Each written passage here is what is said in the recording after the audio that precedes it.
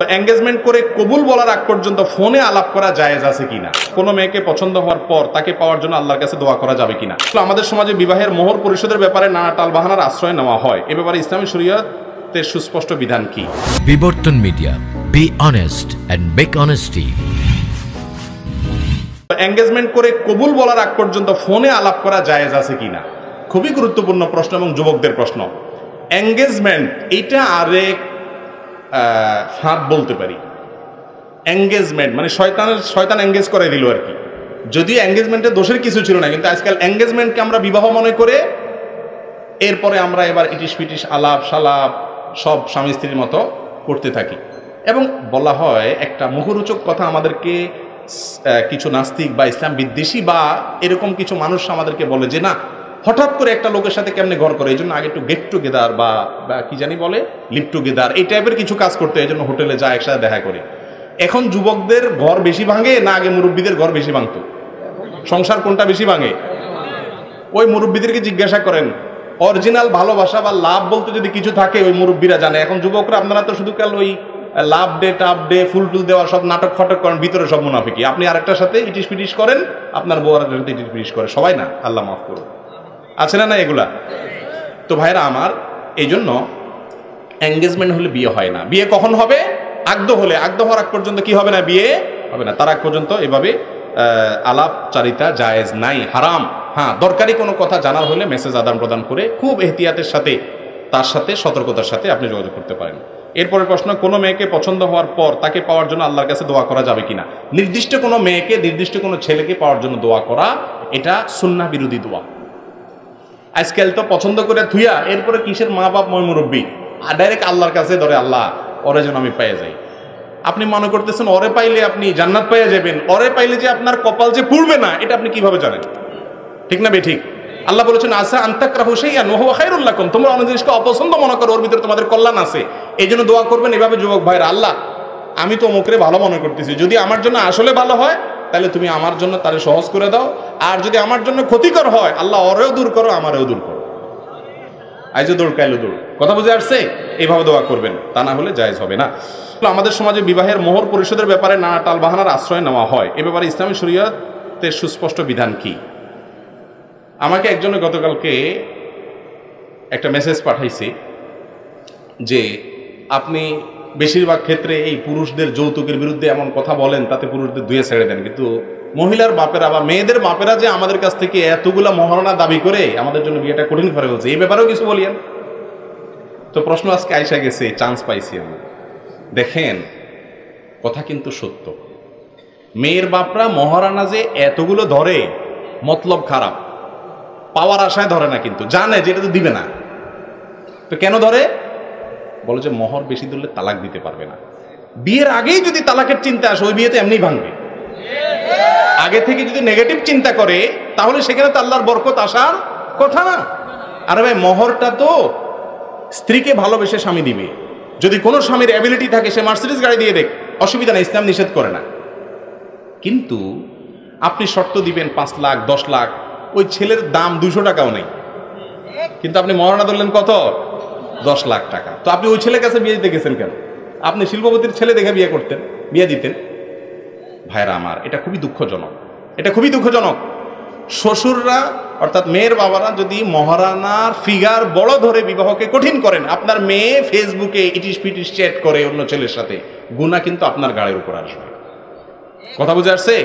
এই জন্য তারা এটা করবেন না। আর পুরুষরাও মহারণা ধার্য করলে ওটা দিয়ে দিবেন। মহারণা ধার্য করার পর আপনি ঝুলন্ত করে রাখেন আর না দেন, তাহলে সেক্ষেত্রে আপনি অপরাধী হবেন, গুনাহগার হবেন।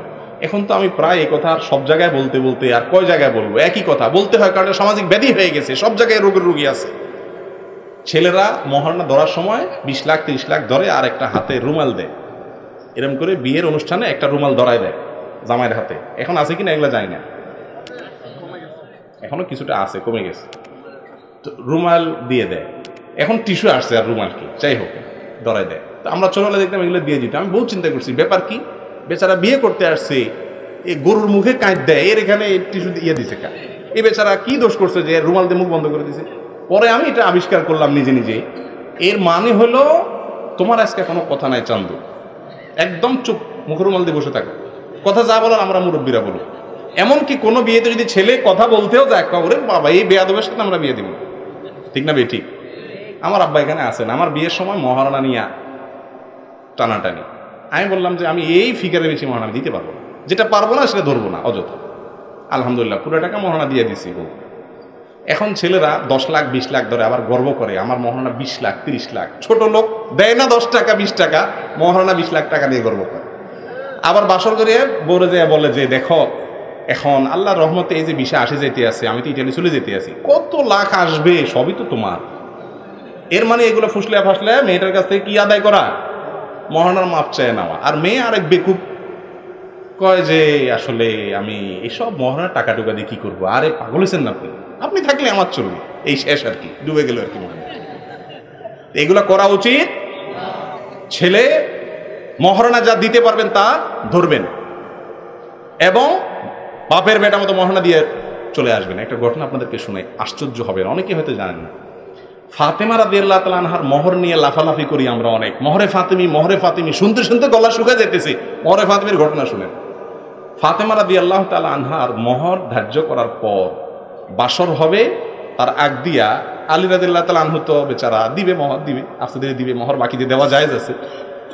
ফাতেমা রাদিয়াল্লাহু তাআলা আনহা রাসূল আকরাম সাল্লাল্লাহু আলাইহি ওয়াসাল্লামকে বলছে যে আমার মোহরনা দিয়ে তারপর আসতে বলো। রাসূলের মেয়ে রাসূল আকরাম সাল্লাল্লাহু আলাইহি ওয়াসাল্লাম আলীকে ডেকে বলে যে কিছু আছে তোমার কাছে মোহরনা দেওয়ার মতো? কে? আসলে কিছু নাই, একটা লৌহ বর্ম আছে, ওইটাই দিয়ে দাও মোহরনা হিসেবে। পরে ওইটাই কাকে দিয়ে দিছে? ফাতেমা রাদিয়াল্লাহু তাআলা দিয়ে দিছে। তো আমাদের মেয়েরা এই রাসূলের মেয়ের থেকে শিক্ষা নেবেন। ওই বাসর রাতে জামাইয়ের পাম্পট্টিতে পড়ে কইেন না, না না তোমার আমার মহারণা দরকার নাই, শেষ, মাফ করে দিয়েছেন, শেষ হয়ে গেছেন, আপনি আর দাবি করতে পারেন। কথা বুঝাতে পারছি? অতএব মহারণার ক্ষেত্রে উভয় পক্ষকে দায়িত্বশীল হতে হবে। আল্লাহ আমাদেরকে বুঝার তৌফিক দান করুন। মুনাজাতে সর্বোত্তম আরবি দোয়ার কিছু আয়াত যদি বলতেন। সবচেয়ে উত্তম এবং সংক্ষিপ্ত দোয়া হলো রব্বানা আতিনা ফিদ দুনিয়া হাসানা ওয়া ফিল আখিরাতি হাসানা ওয়া কিনা আযাবান। দুনিয়াও চাইলেন, আখিরাতেও চাইলেন, এটাকে জামিউদ দোয়া বলা হয়। এই দোয়াটা হলো সব দোয়া এর মধ্যে চলে আসছে। আল্লাহ আখিরাতের সব কল্যাণ চাই, দুনিয়ারও সব কল্যাণ চাই, একের ভিতরে সব চলে আসছে।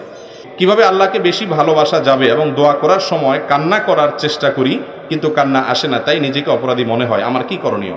আপনি জাহান্নামের আলোচনা বেশি শুনবেন, জাহান্নামের আযাব নিয়ে বেশি কিছু পড়বেন, ইনশাআল্লাহ আপনার অন্তর নরম হবে। আর ফাইল্লাম তাবকু ফাতাবাকু, যদি কান্না না আসে কান্নার ভান করবেন, ইনশাআল্লাহ আল্লাহ রাব্বুল আলামিন আপনাকে আমাকে মুত্তাকিদের কাতারে শামিল করবেন। অনেক দিনই ভাই ফরজ নামাজ শুরু হয়ে যাওয়ার পরেও সুন্নাত নামাজ পড়া অবস্থায় থাকে, এটা ঠিক কিনা? না, এটা ঠিক না।